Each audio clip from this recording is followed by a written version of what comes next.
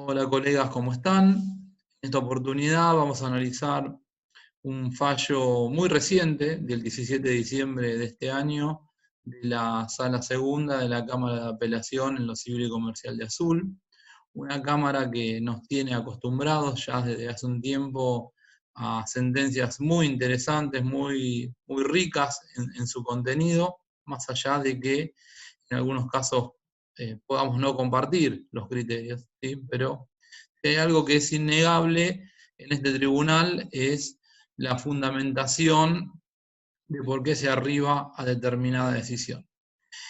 En el caso que nos vamos a centrar hoy, cuyos autos son ERCOM SA con Calamari SA y otros, estos otros son Nissan de Argentina SA y Renault de Argentina SA, sobre resolución de contrato. Los hechos, resumidamente, son los siguientes. En el año 2010, ERCOM SA compra una camioneta Nissan Frontier en el concesionario Calamari SA. Calamari actúa como representante de Renault Argentina, porque en ese momento Nissan de Argentina todavía no actuaba con personería propia en el país, sino que lo hacía en este caso a través de Renault, que comercializaba las camionetas Nissan. 2 años después, durante el trayecto en el que se llevaba la camioneta a realizar un service exigido por el manual de garantías, se observa que el motor pierde potencia y a raíz de eso el Calamari, que es en cuyos talleres se recibe la camioneta, empiezan a encontrar complicaciones para tratar de resolver el desperfecto, ¿sí?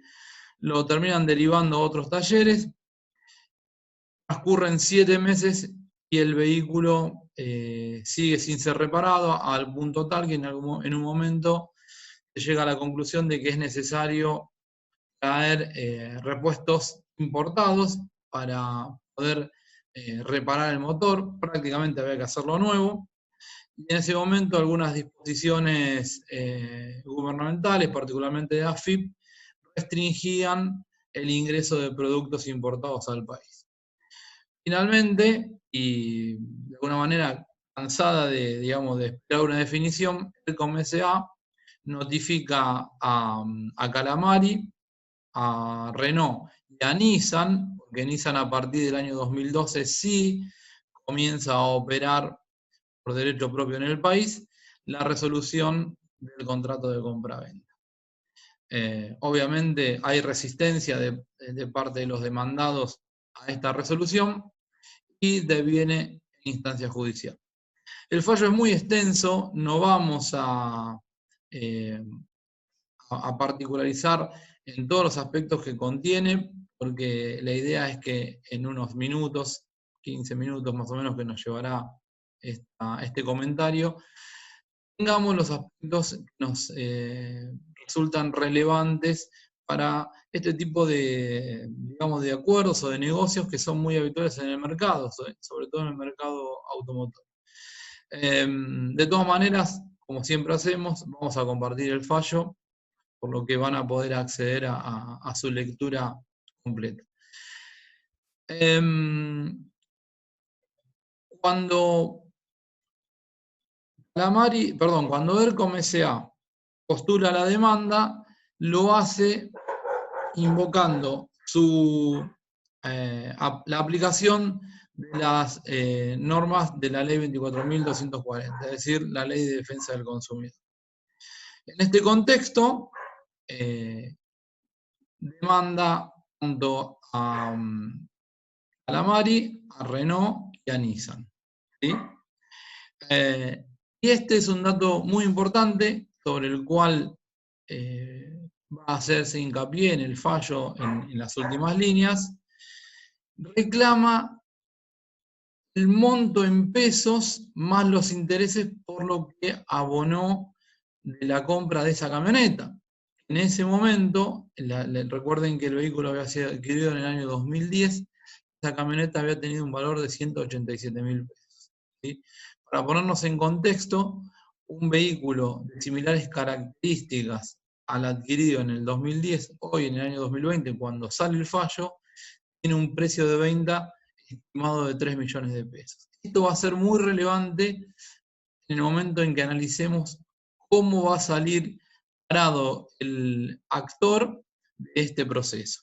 ¿Sí? Muy bien. A raíz de esto, ERCOM plantea, Nissan es responsable como fabricante de la camioneta, Renault es responsable como comercializadora de la camioneta, y que Calamari es responsable por ser el concesionario que publicitó y que concretó la venta del rodado. ¿Sí? Esta es, digamos, la base central del escrito de demanda. Obviamente, Nissan pretende deslindar su responsabilidad porque argumenta que en el momento en el que el vehículo fue adquirido, en realidad la responsabilidad de la comercialización recaía sobre Renault, y Calamari también pretende desligarse de responsabilidad, argumentando que en realidad los trabajos en los talleres los realizaba por cuenta y orden de Nissan. ¿Sí? Es decir, los demandados fueron por distintos caminos para tratar de sustraerse de la demanda. Sin embargo, hay dos aspectos sobre los que no existe controversia en el proceso. Primero, la existencia misma del contrato de compraventa, y segundo, los desperfectos que presentaba el vehículo, ¿sí?, que motiva después la demanda de ERCOM. En función de esto, cuando se dicta la sentencia de primera instancia, el juez va a rechazar la demanda respecto a alguno de estos demandados. ¿Sí? Me quiero detener un minuto antes de ver cómo se decide en primera instancia digamos, la causa. ¿Sí? Quiero centrarme en algo que me parece muy importante en términos de llamadas de atención muchas veces a los jueces de primera instancia cuando demoran el dictado de sentencias.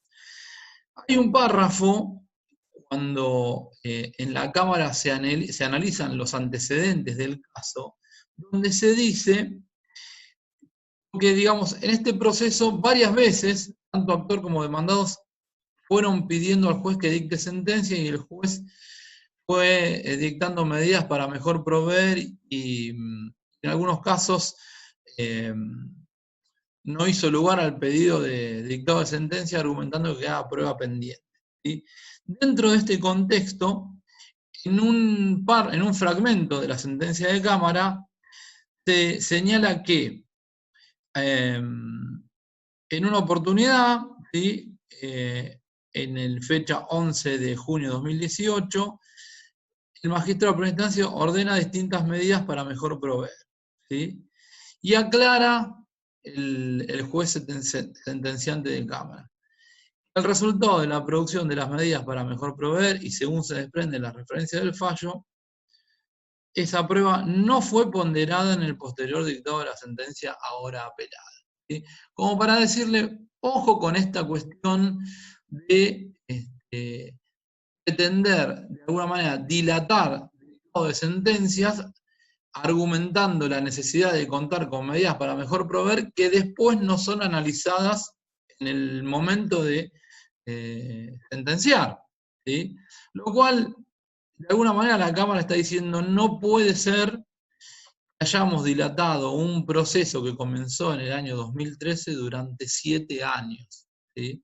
Los justiciables tuvieron que aguardar 7 años para obtener una sentencia que pusiese fin a un conflicto. ¿Sí? Esto me parece trascendente en función muchas veces las dilaciones que encontramos en los juzgados de primera instancia, terminan siendo muchas veces una pesadilla lograr que efectivamente se dicte sentencia. Bien, cuando llegamos al análisis del resultado de la sentencia en primera instancia, se termina rechazando la demanda contra Renault Argentina, ¿sí? Lo mismo se hace con Calamari S.A. y se admite la demanda por daños y perjuicios contra Nissan de Argentina.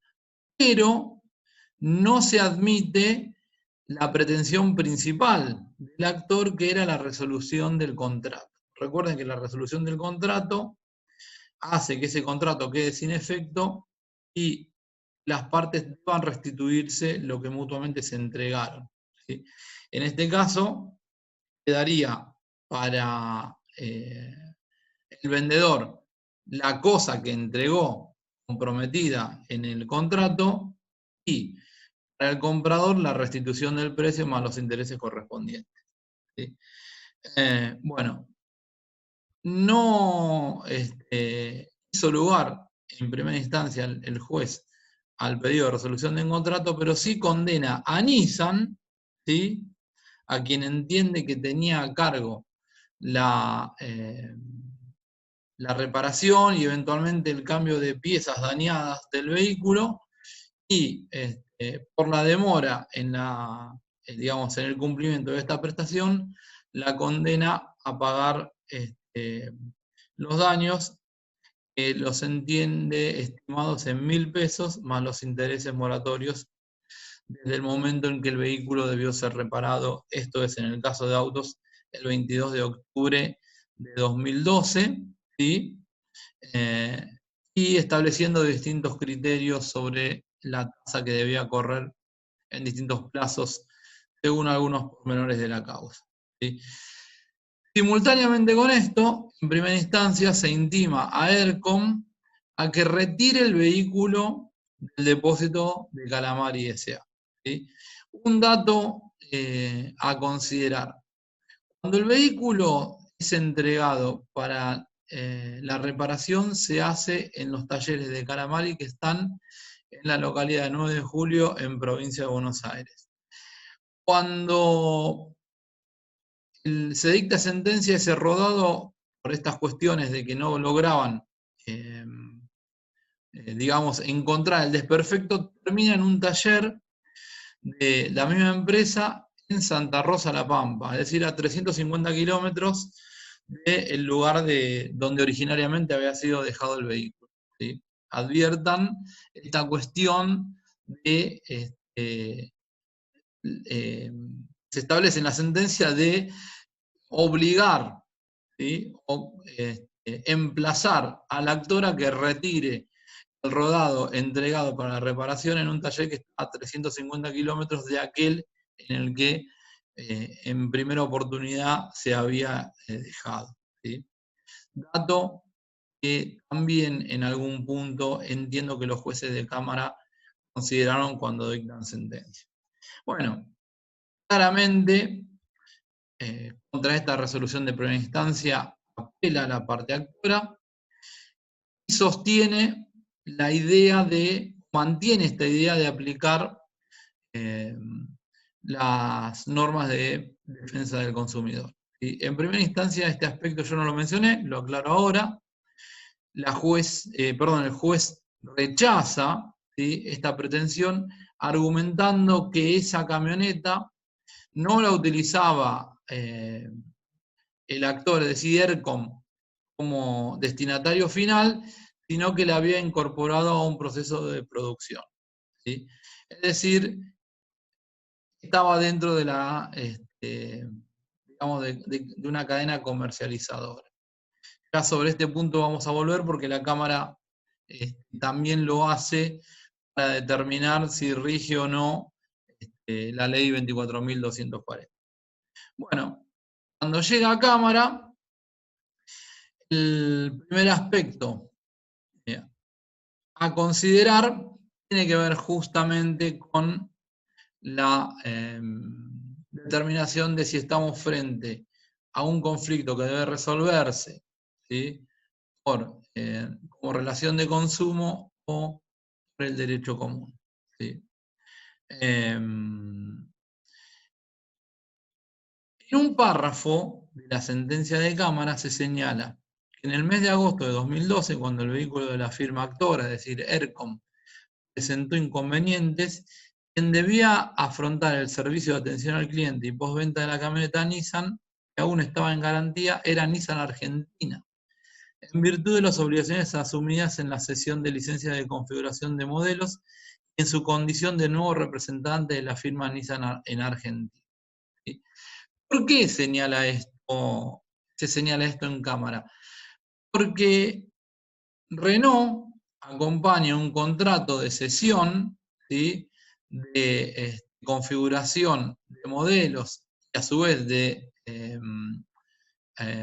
garantías postventa, hasta que Nissan no operaba en el país, estaban por cuenta y cargo de Renault. ¿Sí? Cuando Nissan empieza a operar en el país, celebran este contrato. ¿Pero qué sucede? Este contrato al que se hace alusión nunca fue incorporado al expediente como prueba. ¿Sí? Y vamos a ver que en este punto la Cámara también va a señalar que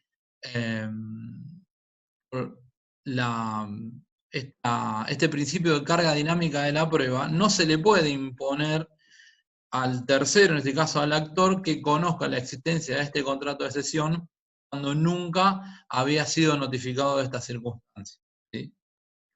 Uno de los elementos que van a ser relevantes al momento de condenar solidariamente tanto a Nissan como a Renault. Y acá vamos adelantando parte de lo que sucede en la sentencia de Cámara.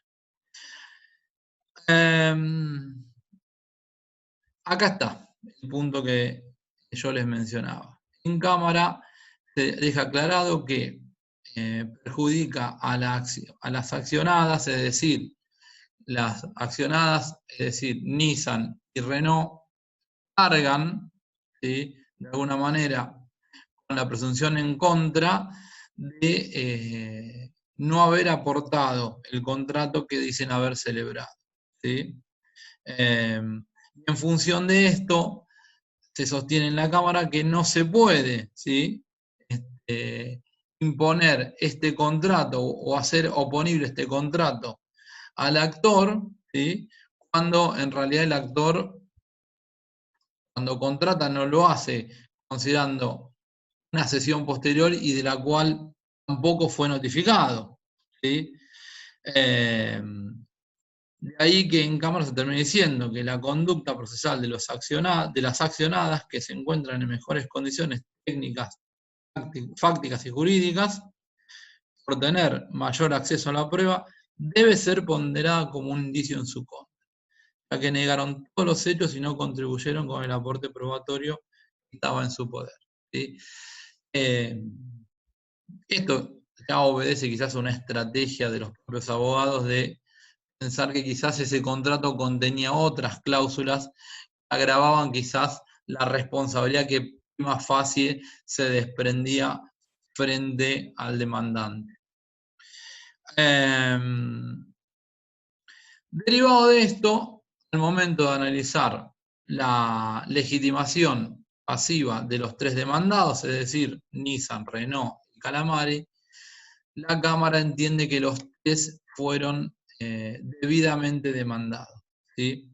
En el caso de Nissan, se lo responsabiliza en su doble carácter, es decir, como responsable del servicio postventa, pero también como fabricante del vehículo que presentaba el desperfecto que origina el reclamo.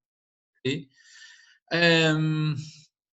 Y acá hay un aspecto sobre el que nosotros habitualmente hacemos mucho hincapié y que tiene que ver con algo que no siempre los tribunales consideran, y que tiene que ver con aquellas presentaciones que muchas veces encontramos en los manuales, y ya incluso podemos generalizar el asunto no solo respecto de automotores, porque en este caso son automotores, pero por ejemplo cuando ofrecen renta vitalicia, si se nos dice es la empresa más sólida y más solvente del mercado, que tiene respaldo internacional con su casa matriz que se encuentra en algún país europeo, pero después al momento de responder, pretenden solo responder con las obligaciones asumidas por la filial local, ¿sí?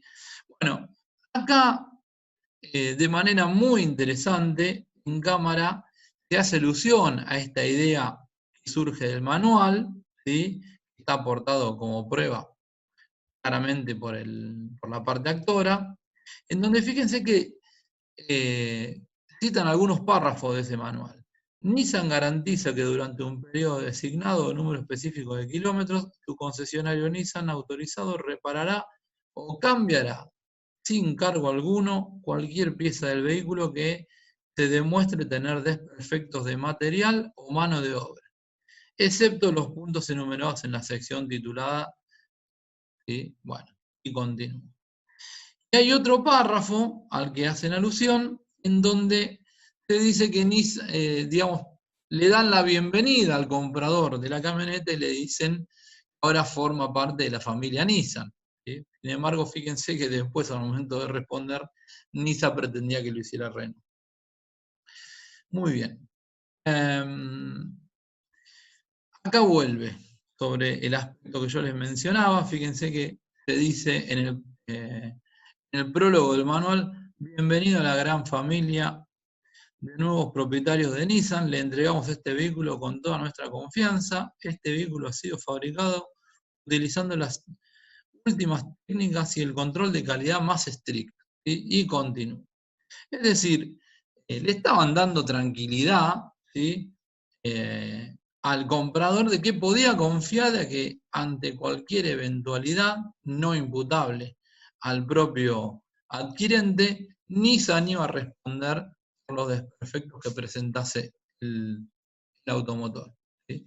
Bueno, es después lo que de alguna manera pretendió evitar. En el caso de Calamari, cuando analizan la responsabilidad de Calamari, el tribunal toma normas de lo que ahora tenemos regulado como contrato nominado y típico, que es el contrato de concesión, ¿sí? Y esto lo hace tomando las normas del nuevo Código Civil y Comercial como pautas interpretativas que ya estaban, digamos, adoptadas por la doctrina y por la jurisprudencia antes del nuevo Código Civil, ¿sí? De ahí fíjense que se señala que si bien se destaca la autonomía del concesionario, quien actúa en nombre y por cuenta propia frente a terceros en una función de intermediación, en este caso Calamari es responsable frente al cliente, ¿sí? Porque recibió la camioneta para reparar el 22 de agosto en sus talleres sin efectuar ninguna aclaración al cliente de que era por cuenta de Nissan, ¿sí? Es decir, Calamari, y esto es muy importante, ¿por qué?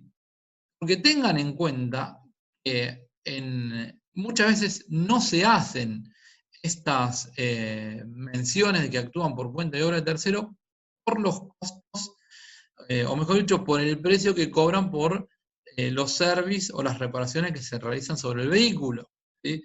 Porque si actuaran por cuenta de otros, solo podrían cobrar como precio por el servicio de mantenimiento o por la reparación los valores aportados por Nissan en este caso, ¿sí?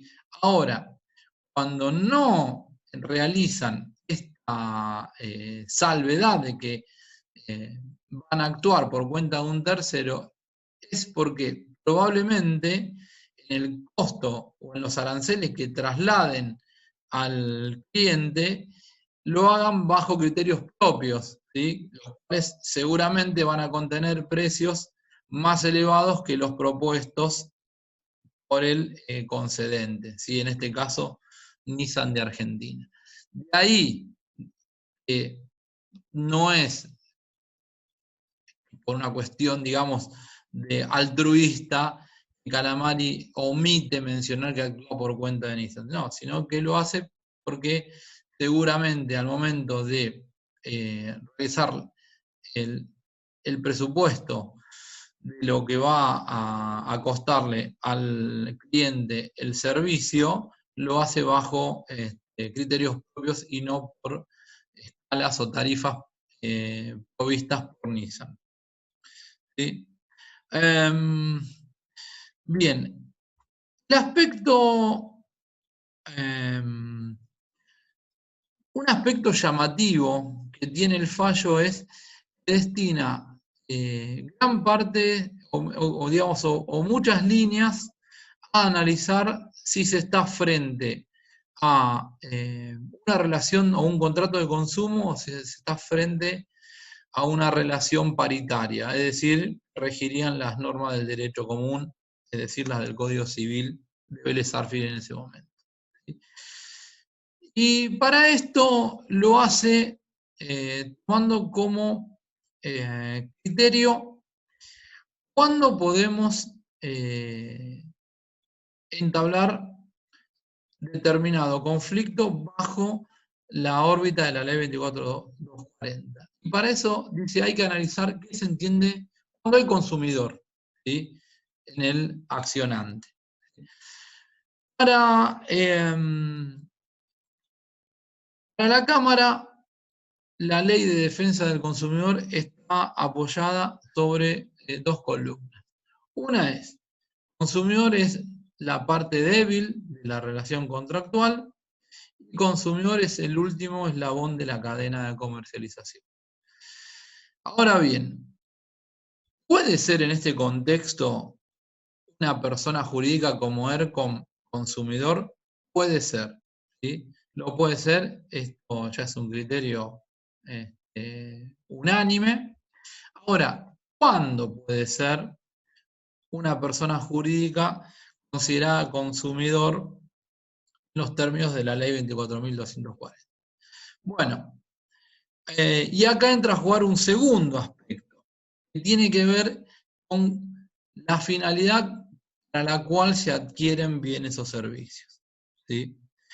El tribunal dice, para dar un concepto de consumidor, dice que se considera consumidor a la persona humana o jurídica que adquiere o utiliza en forma gratuita u onerosa bienes o servicios como destinatario final, en beneficio propio o de su grupo familiar o social. ¿Sí? El concepto jurídico de consumidor se asienta sobre dos ejes: la vulnerabilidad o debilidad del sujeto pasible de protección y el destino final de los bienes en el sentido que deben utilizarse para beneficio propio o de su grupo familiar. Es decir, cuando el bien o servicio no se adquiere para incorporarlo a la cadena productiva. Si el sujeto adquiere el bien o servicio para incorporarlo a la cadena productiva, no es considerado consumidor. Ahora bien, dentro de esta línea aparece un aspecto que genera ambigüedades, que tiene que ver cuando se adquiere un bien o un servicio con un carácter, como se denomina en jurisprudencia, mixto. Es decir, lo adquiero para incorporarlo a la cadena productiva, pero también lo uso con fines domésticos. ¿Sí? Una empresa que compra una camioneta, ¿sí?, por ejemplo, para usarla de flete, pero a su vez se usa para, digamos, el fin de semana, uso familiar, ¿sí?, del grupo que integran la familia. Ahí tenemos un uso mixto.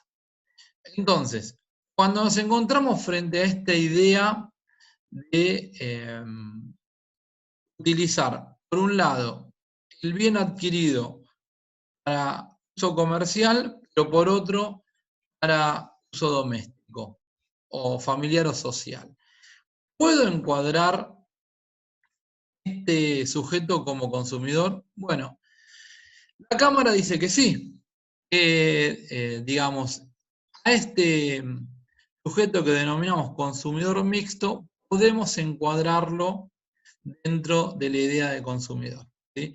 Para eso, tomando, digamos, el criterio de algunos autores, dicen que pueden darse tres situaciones posibles.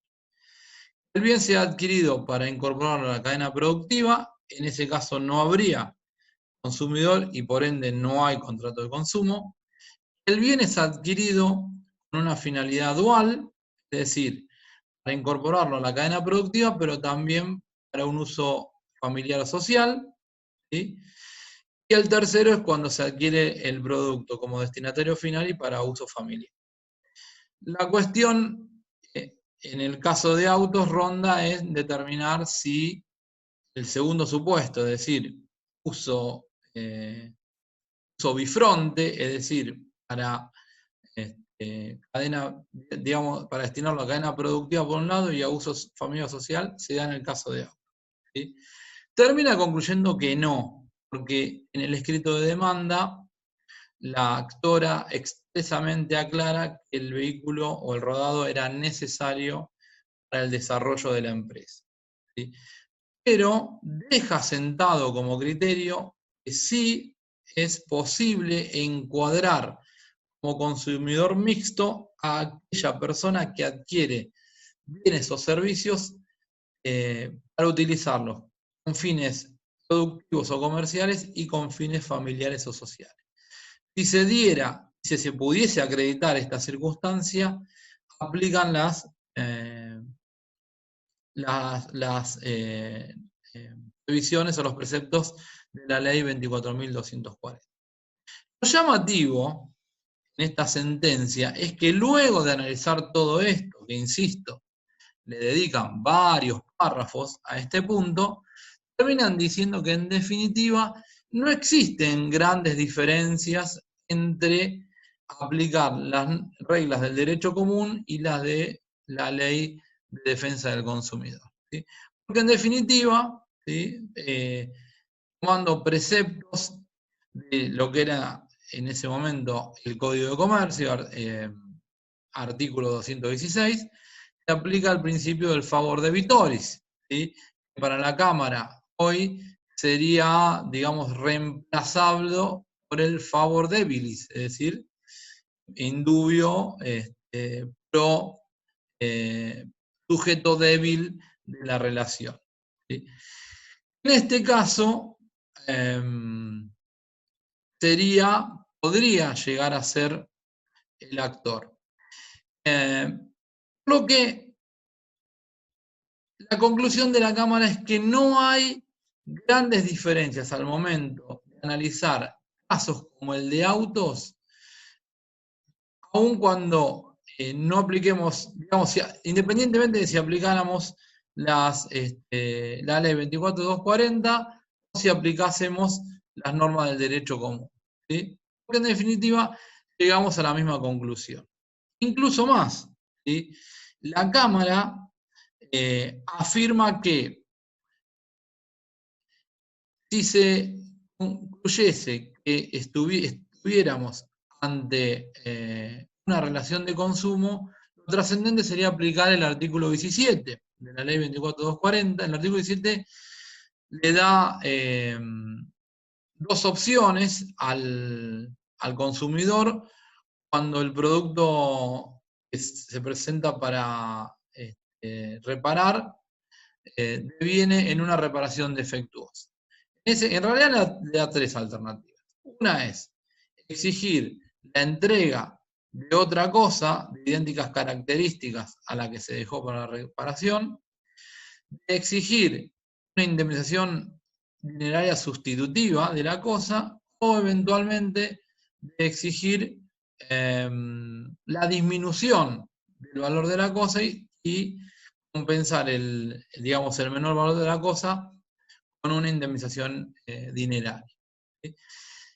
Y en este contexto termina diciendo que, bueno, en definitiva, podría aplicarse a los conflictos regidos por las normas del derecho común las previsiones del artículo 17 de la ley 24.240, ¿sí?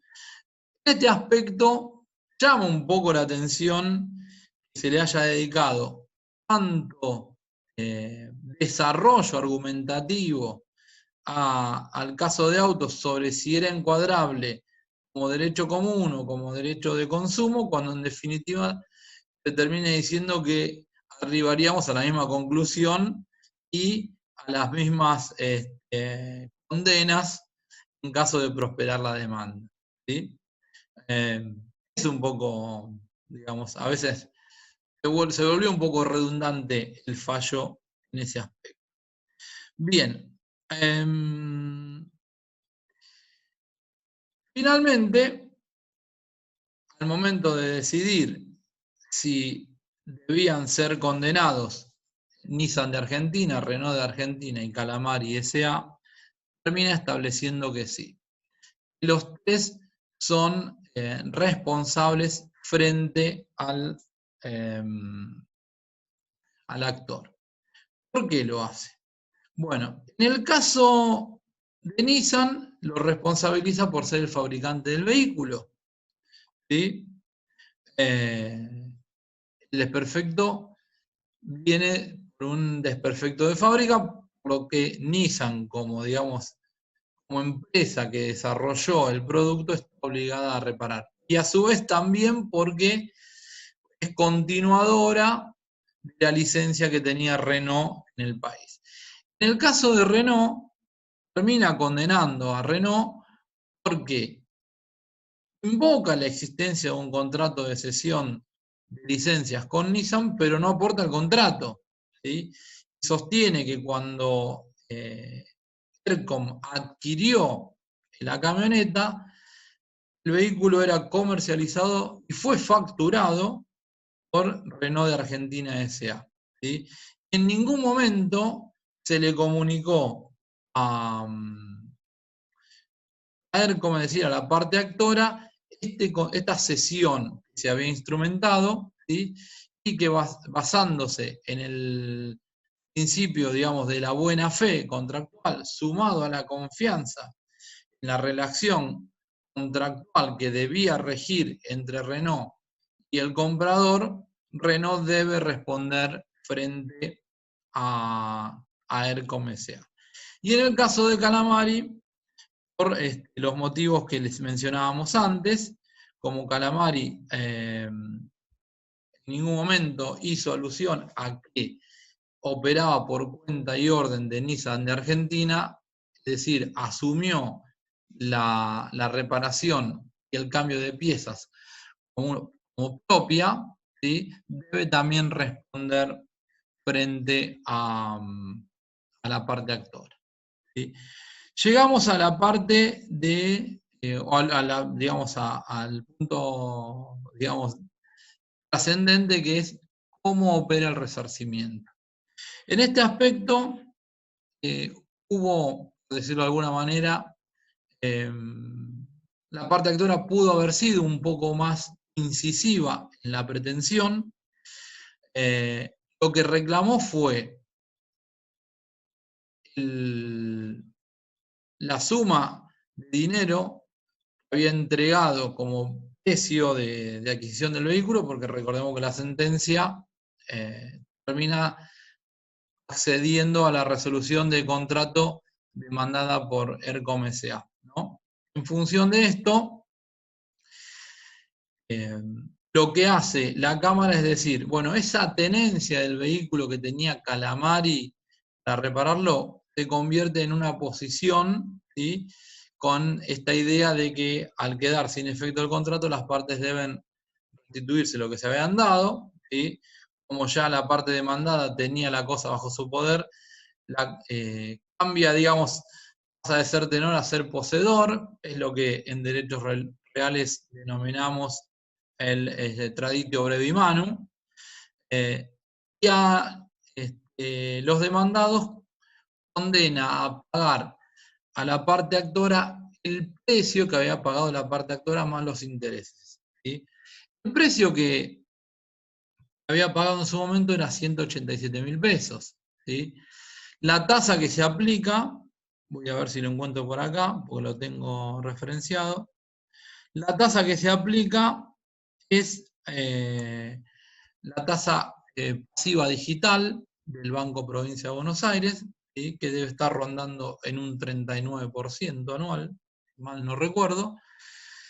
Pero tengamos en cuenta que si tomamos como fecha de incumplimiento octubre de 2012 a diciembre de 2020, son 8 años. En 8 años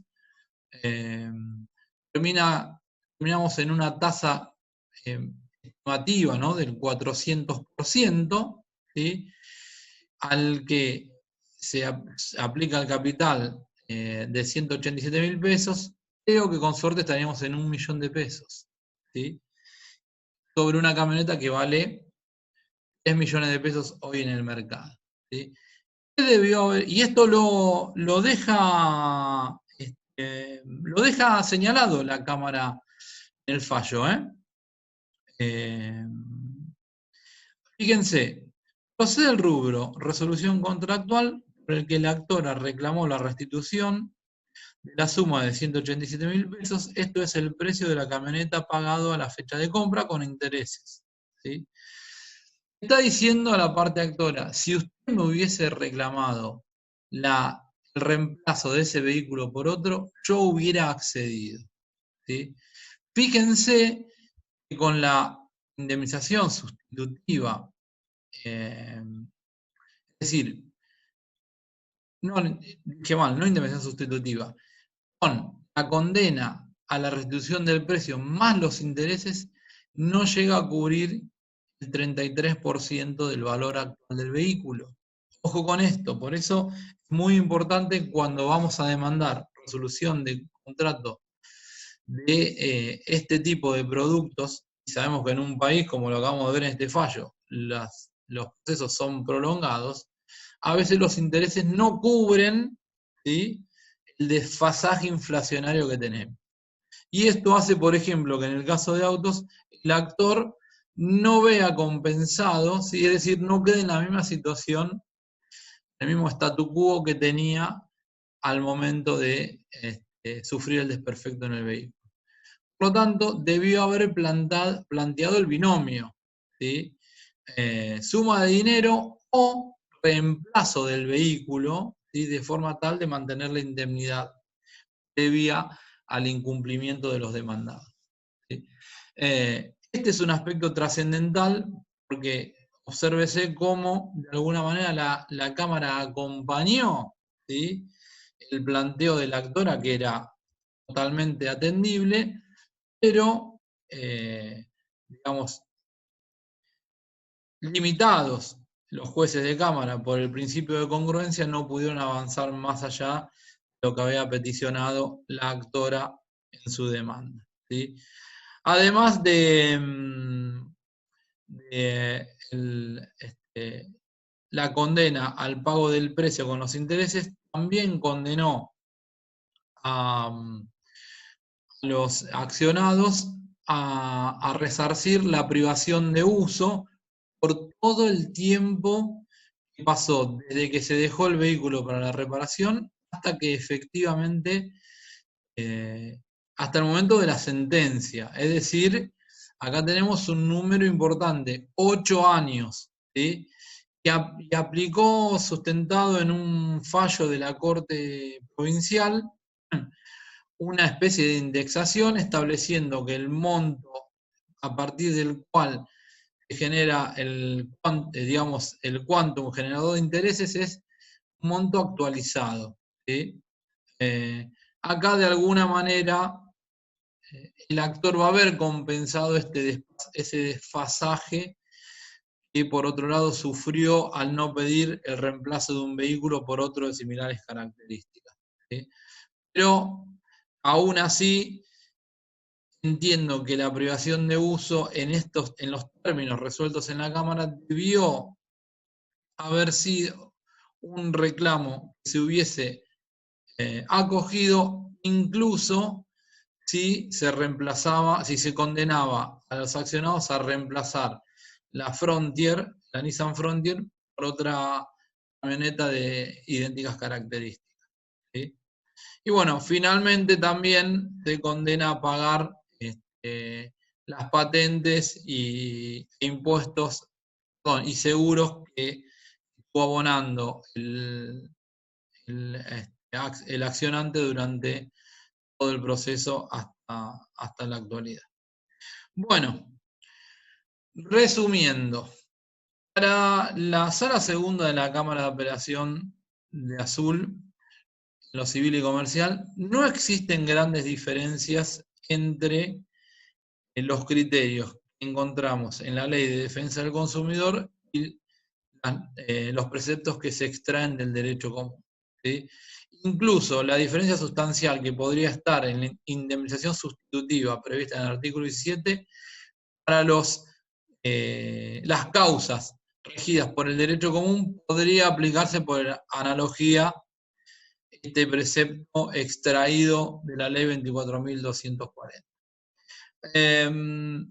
Por otro lado, si en el caso de que la demora en la reparación excede parámetros normales y con la trascendencia que tiene esto en materia de automotores, y sobre todo cuando el automotor tiene una finalidad comercial, esa demora en la entrega justifica la resolución del contrato. Y en el caso de auto la demora había sido de 7 meses. Y otro aspecto sustancial. Tomando como premisa que el consumidor es aquel sujeto débil de la cadena de comercialización y es el último eslabón de la cadena, podemos concluir que nuestro sistema legal recepta la idea del consumidor mixto, ¿sí? Entendiéndose por tal al que adquiere un bien o servicio para aplicarlo a la cadena productiva o de comercialización y para uso familiar o social. Bueno, colegas, con esto cerramos. Les mando un fuerte abrazo. Aprovecho también para desearles unas muy felices fiestas y que el 2021 sea mucho mejor para todos nosotros.